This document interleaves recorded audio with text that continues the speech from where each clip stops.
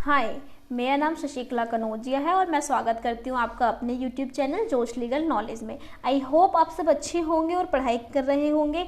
आज के इस वीडियो के अंदर हम करेंगे section 4 and 5 of limitation act 1963 का। मैंने फर्स्ट, सेकेंड एंड थर्ड की जो सेक्शन की वीडियोस थी वो मैंने अपलोड कर दी है। आप मेरी प्लेलिस्ट में जाके चेक कर सकते हैं। तो स्टार्ट करते हैं। सेक्शन जो 4 है वो क्या बताता है। सबसे पहले लिमिटेशन का जो मतलब बताते हैं, इस लिमिटेशन एक्ट को लाने का मेन पर्पस यही था कि एक लिमिट हो कि उस केस को आप फाइल कर रहे हो। जैसे कि मान लो आज किसी का केस 1980 में किसी ने किसी से पैसे लिए थे, अब वो 2020 में जाकर वो कह रहा है कि इसने मेरे पैसे लिए थे, वो उसने अभी तक वापस नहीं किया। तो एक बहुत लंबा समय होता है। इसमें कोई विटनेस होगा, वो भी कोई चीज़ भूल जाता है, कोई बातें, और बहुत सारी चीज़ें होती है जो ख़त्म हो चुकी होती है। इसीलिए इसके अंदर मल्टीप्लिसिटी ऑफ जो सूट्स होते हैं वो ना आए। सूट्स एक लिमिटेड टाइम पीरियड के अंदर आ जाए, जिससे कोर्ट को भी उसका जेन्युइन टाइम लगे। कोर्ट भी हर चीज़ को प्रूफ जब करे तो उसके पास वो चीज़ प्रूफ हो सके। इसी का लिमिटेशन एक्ट को लाने का मेन पर्पस यही था। तो हम सेक्शन 4 पढ़ते हैं। सेक्शन 4 जो है वो expiry of prescribe period when court is close. जैसे कि मान लो जब कोर्ट क्लोज होता है, जैसे कि मान लो आज 25 दिसंबर है, आज कोर्ट बंद है और मेरा जो सूट है वो आज लास्ट लिमिटेशन डे था, तो जो मेरा सूट का जो टाइम हो जाएगा वो एक दिन और बढ़ जाएगा। पर अगर मान लो कि कोर्ट का उस दिन हाफ डे होता है, संडे, मतलब जैसे कि 2 घंटे का उनका ऑफ होता है, कुछ भी होता है, चाहे वो स्ट्राइक कर रहे हो या वैसे ही कोई हॉलीडेज होता है या कोई मीटिंग होती है, कुछ भी हो सकता है। तो उस पूरे डे को एक्सक्लूड कर दिया जाएगा कि वो पूरा डे ही छुट्टी थी, उस दिन ऑफ है, उसके अगले दिन का हमारा प्रिस्क्राइब पीरियड स्टार्ट हो जाएगा।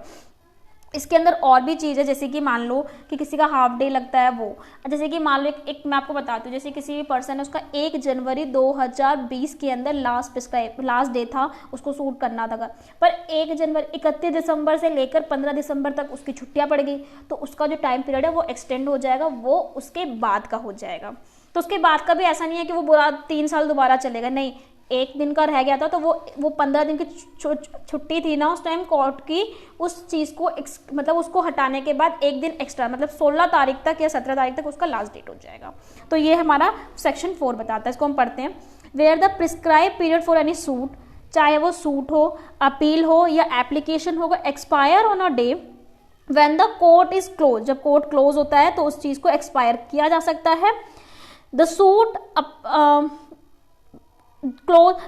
appeal or application may be instituted prefer to made on the day when the court reopen। जिस टाइम कोर्ट रीओपन होगा उस टाइम से उसको स्टार्ट कर दिया जाएगा।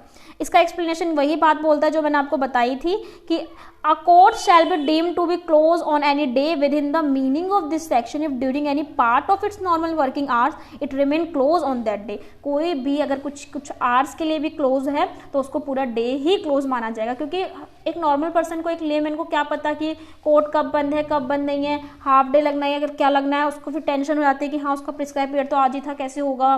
तो ये सब चीज़ उस टाइम उसको एक्सक्लूड किया जाता है। आई होप आपको ये सेक्शन 4 समझ में आ गया होगा। हम सेक्शन 5 पढ़ते हैं। सेक्शन 5 को पढ़ने से पहले मैं आपको एक डॉक्ट्रिन बताती हूँ। यहाँ पर कंडोनेशन ऑफ डिले लगता है। इस सेक्शन को हम कंडोनेशन ऑफ डिले भी बोलते हैं। आपके एग्जाम के अंदर अगर आप LLM की तैयारी कर रहे हो या LLB की तैयारी कर रहे हो या कुछ भी कर रहे हो तो आपको क्वेश्चन डायरेक्ट नहीं पूछ सकता है कि लिमिटेशन एक्ट के अंदर कंडोनेशन ऑफ डिले बताओ। तो ये डायरेक्ट तो नहीं बता रखा है, इसमें सेक्शन के अकॉर्डिंग बता रखा है।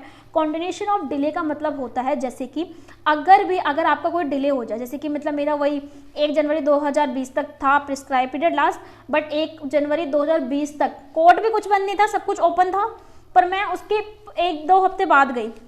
तो मेरा क्या है, 1-2 हफ्ते जो मैं बाद गई, अगर मैं सफिशिएंट कॉज दे देती हूँ कि मैं किस वजह से मैं लेट आई हूँ, तो वो कंडोनेशन डिले होता है। उस टाइम कोर्ट उस चीज़ को एडमिट कर लेती है, उस प्रिस्क्राइब टाइम को। कोई नहीं, मतलब वो कोर्ट ये बात बोलेगी कोई बात नहीं, आप अपना वो सफिशिएंट जो कोज है वो कोर्ट के अंदर बताएं।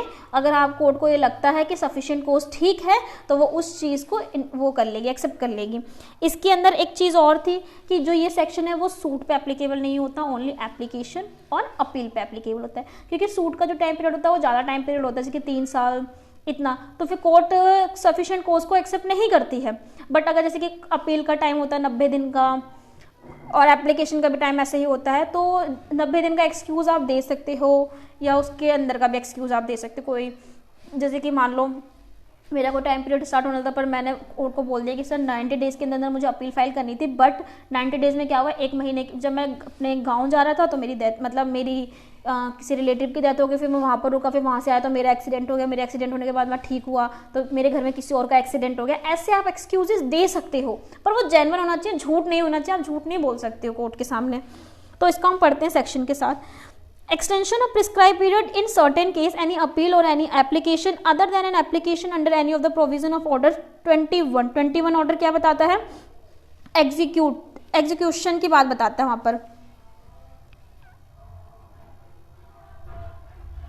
of the CPC 1908 may be admitted after the prescribed period if the appellant or the applicant satisfy the court that he had sufficient cause for not preferring the appeal or making the application within such period। अगर court satisfy हो जाता है कि जो ये sufficient कोज दे रहा है वो सही है, तो कोर्ट क्या करता है, उस टाइम को एक्सटेंड कर देता है, उस टाइम को आगे बढ़ा देता है। आई होप आपको ये दोनों जो सेक्शन है वो बहुत अच्छे से क्लियर होंगे।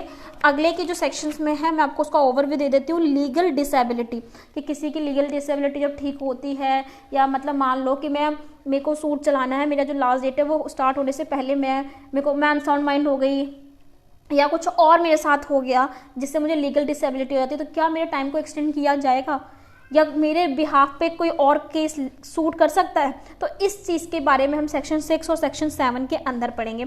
आई होप आपको सेक्शन 1 से लेकर सेक्शन 5 तक बहुत अच्छे से क्लियर होगा। अगर आपने मेरी सेक्शन 1, 2, 3 वाली वीडियोस नहीं देखी तो सबसे पहले आप उसको देखें, उसके बाद आप इस वीडियो को देखें, क्योंकि अगर आप लाइन से ही सेक्शंस को करेंगे तभी आपको समझ में आएगा। अगर आपको मेरी वीडियोस पसंद आई तो प्लीज़ इसे लाइक करें, कमेंट करें, शेयर करें और also subscribe my YouTube channel Josh legal knowledge. Thank you, bye bye.